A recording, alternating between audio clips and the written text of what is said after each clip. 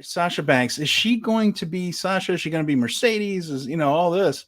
And the key is, though, this is, I'm going over my head, the biggest free agent in the entire industry right now. She's coming to New Japan. Male, female, anything. I can't think of anyone who is a bigger non-contracted talent right now. And here she comes. And so let's go over this again. She has apparently agreed to a few appearances with New Japan Pro Wrestling. Yes. Not specifically Stardom so much. It sounds more like it's New Japan. Now, Bari was the one that was driving this, from the understanding that we have gotten between Joe Lanza's excellent reporting from Voices of Wrestling and follow-up work by Dave Meltzer of the Wrestling Observer newsletter reporting this. Yeah. So we're looking at a possible appearance at Wrestle Kingdom, and they've actually been very careful about how they have phrased that. She's going to be in Tokyo for Wrestle Kingdom on January 4th. Yes. They've been careful not to promise that she's going to be on camera. And part of that might be because she's not a free agent yet. There are all kinds of things. There's a lot of murkiness surrounding her WWE contract. Is she a free agent now? Will she be a free agent by January 4th? This appearance is not booked through WWE. That we have gotten from multiple sources, which makes me think she's going to be a free agent, or she is one. And perhaps they're just being very careful about not promising too much. The tea leaves would suggest that we're going to get an outstanding IWGP Women's Championship match between Tam Nakano challenging Kairi for that title. First title 100%. defense. It's going to be great. What could make it even better is if Mercedes comes out and challenges the winner for perhaps Yokohama, perhaps another show down the road, because, of course, Wrestle Kingdom is a 2-night event. They just aren't consecutive. It's not January 4th and 5th at the Tokyo Dome. It's January 4th and then the 21st in Yokohama. But that's a big show, too, and they have to have something big for it. It's as big as it gets. This is the biggest free agent in wrestling. And how are you feeling about this? Were you surprised? Because there have been some hints from her that she would be interested in this. But I think a lot of people thought they were just negotiating tactics. But it looks like it's happening. So I was trying to figure out how I felt about this, and I was going to go with some poetry that I ran into that really kind of explained the context about how this all worked out. And just follow with me here, because if I sang it, I'd probably get into trouble. But here it goes. Had a dream. I hadn't made it. There's nothing dragging down me now, because a girl going to push it all out the way. Destined to break in. I found my way, yeah. Now ain't nobody gonna take it, because the girl gonna push them all out the way. I believe that was Keats, wasn't it? Yeah, this is CFO, I believe. CFO. I believe. I've had visions of sitting high on my own gold throne, never listening to criticism. I built my own from the bottom. I've gotten myself in my own zone, never stopping. I made it, and now I ain't going home. Those are some words right there from the boss, Sasha Banks. That's her theme song. And it just, when you think about it, and you think about statements that she's made in the past where she admires Vince McMahon for what he's built for himself, and she says she doesn't want the pizza, she doesn't want the hamburgers and fries that served to her, she wants the steak. She wants to be the one in charge. So she is making decisions that, to me, make complete sense, because her ceiling was capped in WWE. She was always treated as the stepping stone to the main event at Mania in a lot of ways. She never got her main event face win at Mania, which a lot of people did. Her big one was a tag team championship match that she won, but she was the heel putting over Bianca Belair, and that was her big stepping stone for Mania. Now, she ever went back to WWE after all this, she's gone the Cody route. She's upped her own stock outside the game. She's doing everything she can to say, like, you missed out on me. Now you're going to have to pay more and put me in a better position, because I'm all that and more. And you know what? Holy shit, she is. She's so good. Like, Sasha Banks, Mercedes Varnado is one of the greatest wrestlers of the generation. And it would underserve her in a lot of ways to be putting her on Mania matches with with the legacy wrestlers that they'd have out there for, the once in a lifetime matches, Beth Phoenix, that kind of stuff. That's not like, that's putting her out. That's putting her in a position that really underserves her. She's in the prime and she needs to be competing at the top level with competition that she's going to find in Stardom. And if IWGP and Obari and New Japan are going to make it happen so that she can, get paid and wrestle top caliber talent around the world, like, okay, great. I love it. Let's do this. I believe 100% that she is going to blow everyone away. Like, she's not got in her DNA to do anything less than that. The idea to me is that she probably had an end of her contract at the calendar year, like on the 31st. She can't do the booking. She can't do all that. But the word of mouth got out because it always does.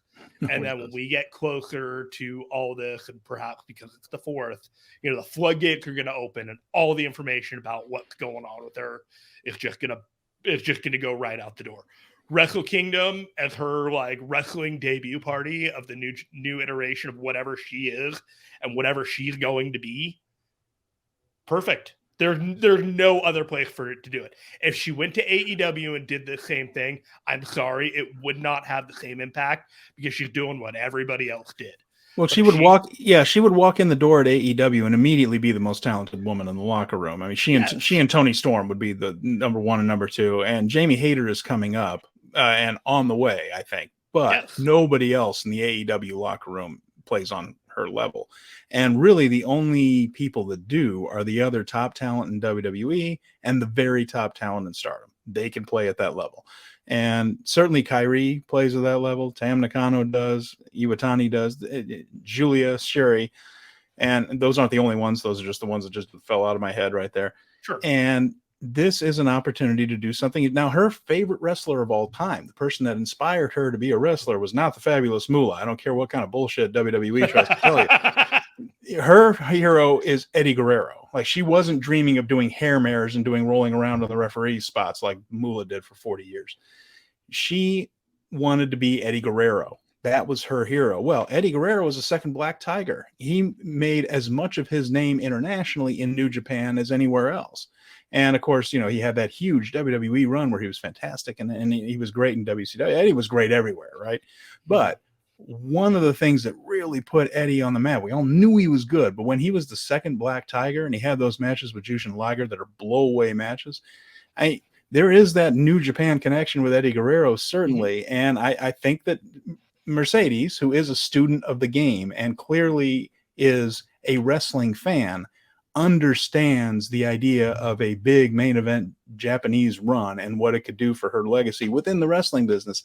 And of course, one of the best ways to get the WWE to appreciate and pay you is to leave and be a star for somewhere else, because nothing else seems to work, because they will screw up, crap on, and abuse everybody that comes up through that system. As soon as you leave and become a star somewhere else, all of a sudden red carpets are rolled out for you. And I agree with you. I think she saw what happened with Cody, and not that it was a Cody playbook. I don't think Cody intended to do it this way, but she saw what it was like when you come back, and it's a good thing. I think she will be back in WWE and probably get paid. According to them, they're far apart on money, but hopefully that gets resolved someday. In the meantime, Jeremy, I am totally on board with seeing a run of Mercedes wrestling these top Japanese women, because I think we could be in for some really special matches out of it. She's got the talent, absolutely, to go in there and put on some fantastic stuff with fresh opponents in exciting settings. I'm really excited about this idea of her making several appearances.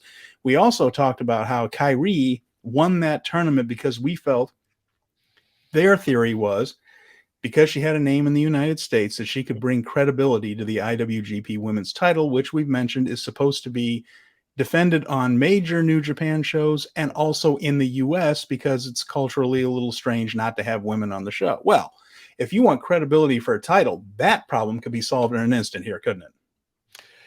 Yes, you could 100% make that match Yes.